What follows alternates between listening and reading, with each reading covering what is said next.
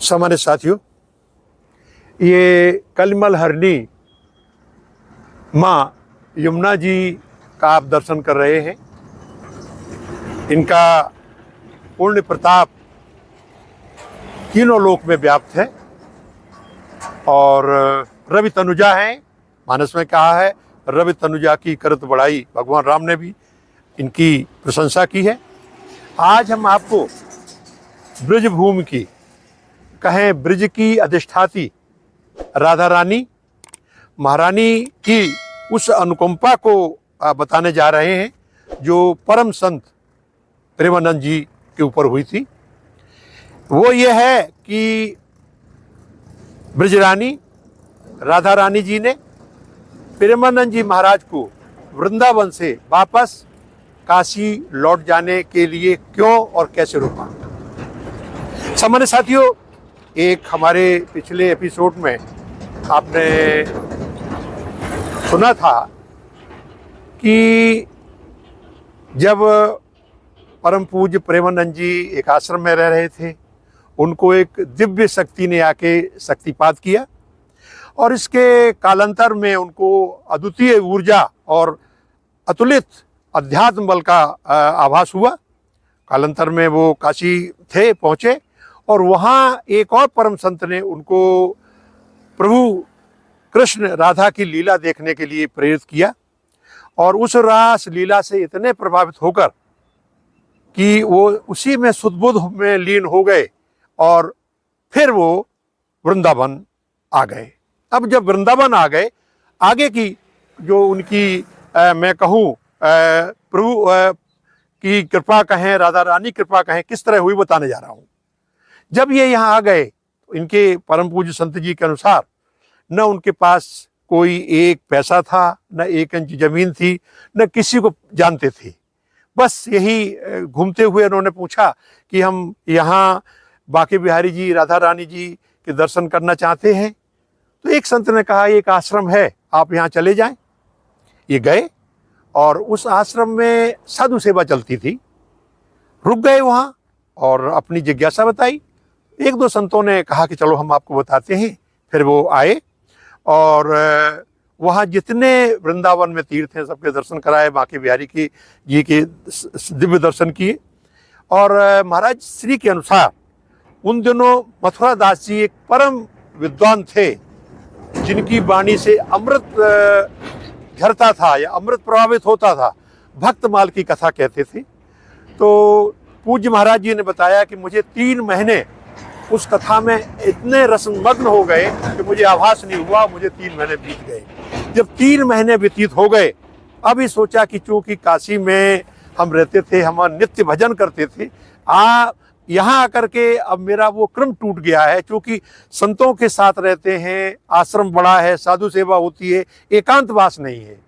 बड़े एक दिन दुखी हुए और दोपहर के वक्त जाकर के वो गए और वहाँ जाकर के वहाँ एक मदन मोहन टीला है, उस पर जाके बैठ गए यमुना जी किनारे और अपने मन की पूरी व्यथा भगवान कृष्ण जी और राधा जी के चरणों में उड़ेलते हुए कहा कि हम तो इस अभिलाषा के साथ आए थे कि यहाँ ब्रज में कहीं कोने में मेरा वास हो जाए तो मेरी ज़िंदगी यहीं जो है समाप्त हो जाए, अपने जीवन को धन्य मानूंगा।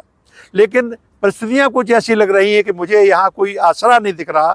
और बड़े भाव विभोर होकर के उनके आंसू बहने लगे और करीब 2 घंटे तक महाराज जी बताते हैं हम उसी अवस्था में रहे कि अब क्या करें, मेरे पास कोई साधन नहीं है। अंत में उनके मन में आया कि चलो हम काशी लौट चलते हैं, वहाँ एकांत में भजन करेंगे, यहाँ तो हमारे पास कोई साधन है नहीं।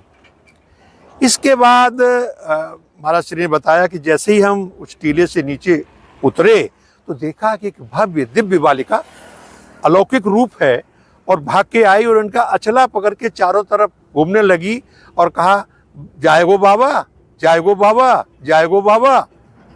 ये बड़े परेशान हो गए कि ये क्या कह रही है कन्या। बड़ी मुश्किल से प्रेम भाव से उन्होंने कहा, बेटी हमारा अचला छोड़ दो, हम बाहर जाएंगे, जाएगो बाबा, जाएगो बाबा। ये कहते हुए उस बालिका ने इनको छोड़ा। जब ये कुछ कदम आगे चले तो इनके दिमाग में आया कि ये बालिका क्या कह रही थी मुझसे, जाएगो बाबा, जाएगो बाबा। पता नहीं क्या मन में प्रेरणा हुई थी, लौट पड़े और वहाँ आके देखा तो कोई बालिका नहीं। पूछा, लोगों ने कहा यहाँ तो सब मनमोहन और ये बास है, यहाँ संत रहते हैं, यहाँ कोई ग्रस्त है ही नहीं, तो बालिका कहाँ से आ गई। अब इनको लग गया कि ये जो है किशोरी जी ने ही दर्शन देके मुझसे कुछ कहा है। खैर, अब तब कोई आशा नहीं दिख रही थी। आगे बढ़े तो जिस आश्रम में रह रहे थे, जैसे ही वहाँ पहुँचे तो एक संत खड़े हुए थे। उन्होंने इनका स्वागत किया और उनसे कहा कि महाराज, महेशानंद जी गिरी एक यहाँ संत हैं, आपको जानते हैं। इन्होंने कहा मैं तो सब नहीं जानता हूँ, उन्होंने आपको याद किया है।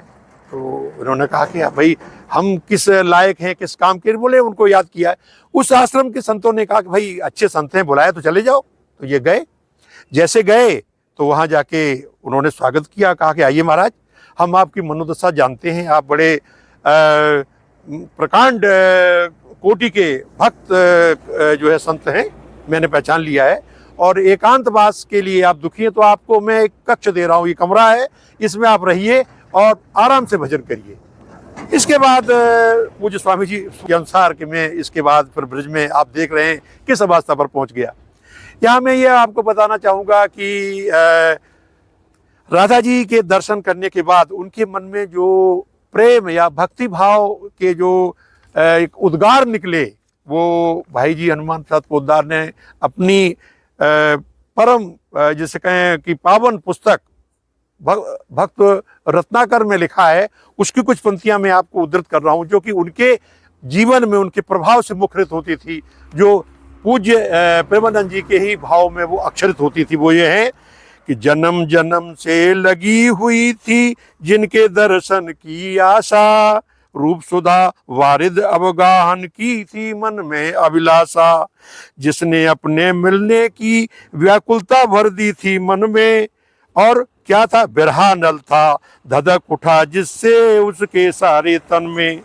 अब खुद के लिए कह रहे, मैं साधनहीन था कारण किंतु एक बलवान अपार, निश्चय ब्रह्म रूप गुरुवर की थी अनुकंपा पारावार, पावन प्रेम रज्जु से राधा माधव बंध गए तत्काल, रखनी पड़ी अभय करने की नतमस्तक पर भुजा विशाल। इस तरह के जो भाव हैं भक्त जो पद रत्नाकर के, वो पूज्य महाराज जी के मन में स्फुरित हुए।